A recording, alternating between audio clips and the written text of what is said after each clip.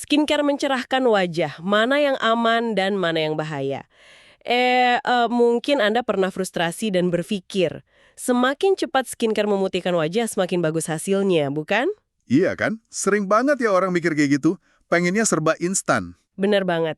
Nah, di deep dive kita kali ini kita bakal membongkar sumber-sumber riset untuk meluruskan kesalahpahaman tersebut. Kita mau sama-sama belajar apa sih perbedaan antara mencerahkan yang sehat dengan memutihkan yang instan.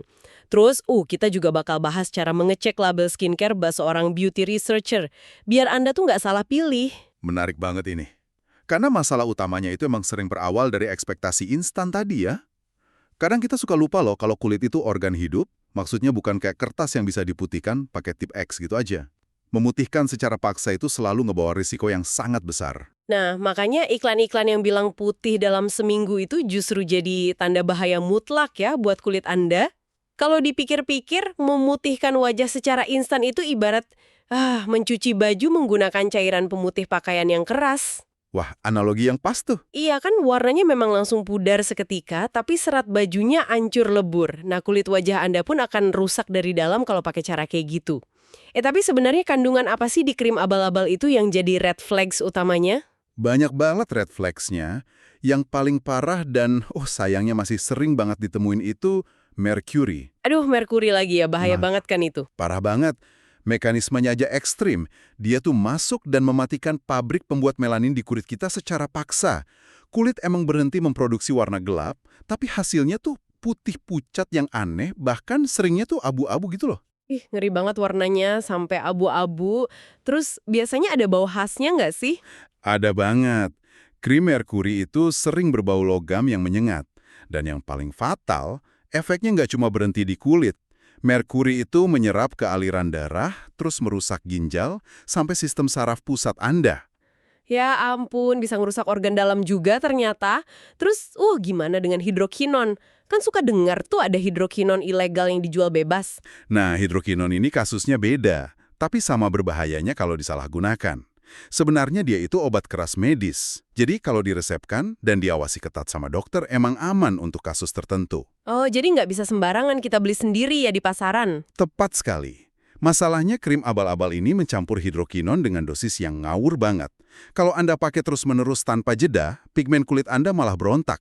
Ini bisa memicu kondisi yang namanya ochronosis. Wait, okronosis itu apa tuh efeknya ke muka? Itu munculnya flek biru kehitaman permanen di wajah Anda. Dan ini susah banget disembuhkannya. Belum lagi, kadang produsen nakal nyelipin steroid supaya kulit nggak kelihatan merah pas iritasi. Astaga, ditutupin pakai steroid iritasinya. Padahal efek jangka panjangnya bahaya kan? Bahaya banget. Steroid itu bikin kulit menipis secara ekstrim, sampai urat-urat halus di wajah tuh kelihatan jelas. Serem banget ngebayangin urat wajah sampai kelihatan gitu. Terus kalau yang instan itu sebahaya ini, lalu gimana dong cara Anda di rumah bisa menemukan produk pencerah yang benar-benar aman? Kuncinya simple, jadilah pembeli yang kritis. Jangan pernah cuma percaya klaim manis di depan kemasan. Anda harus terbiasa balik botolnya dan baca label belakangnya. Berarti harus ngecek active ingredients atau bahan aktifnya gitu ya? Apa aja tuh yang rasional dan aman? Betul, Anda bisa cari bahan seperti niacinamide atau vitamin C. Mereka ini nggak ngebunuh sel melanin secara paksa. Terus ekstrak licorice atau alpha-arbutin juga bagus. Oh, alpha-arbutin tuh sering dengar tuh.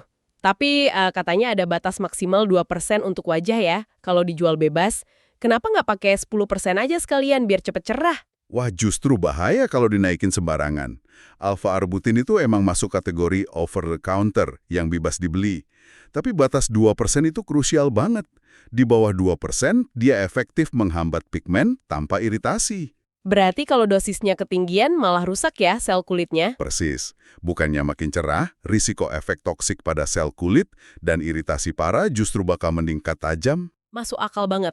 Tapi ini ada pertanyaan yang sering bikin bingung nih. Kalau di bagian depan botol tertulis besar-besar 100% natural atau herbal gitu, apakah kita boleh langsung percaya itu aman? Kan bahannya dari alam. Nah, ini dia. Label natural itu sering jadi jebakan loh. Gini, racun ular itu juga 100% natural kan? Iya juga sih, tapi ya kali kita olesin ke muka. Nah, makanya bahan natural dari tumbuhan sekalipun tanpa izin BPOM itu tetap berisiko. Proses ekstraksinya kan kita nggak tahu. BPOM itu kan yang jadi penentu legalitas dan takaran amannya.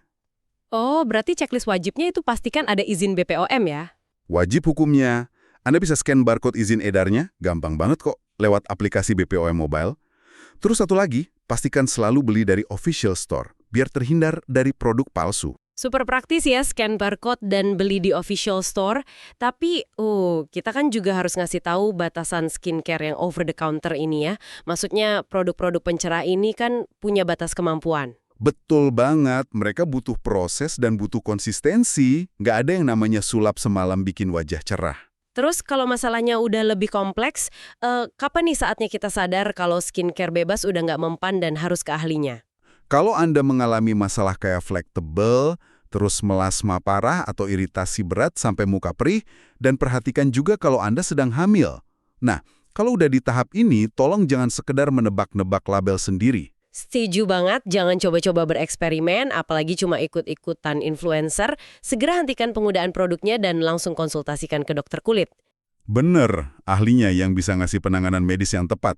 Perawatan kulit itu kan soal kesehatan organ terluar kita ya, bukan sekedar ubah warna kulit secara paksa. Nah, makanya sebelum kita pamit, coba deh direnungkan. Pernahkah Anda terpikir, jangan-jangan obsesi kita untuk sekedar menjadi putih justru menjadi penghalang terbesar untuk mendapatkan kulit yang benar-benar sehat?